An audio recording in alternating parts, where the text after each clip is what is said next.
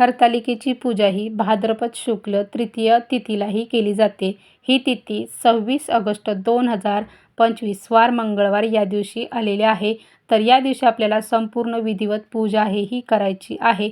यानंतर आपण उत्तर पूजा ही आपल्याला कधी करायची आहे, उत्तर पूजा केल्यानंतर त्या साहित्याचं आपल्याला काय करायचं आहे, त्याचबरोबर हरतालिकेच्या दिवशी आपल्याला सेवा उपासना आहे ही भगवान शिवशंकरांची आणि माता पार्वती यांची कोणती आहे ती करायची आहे.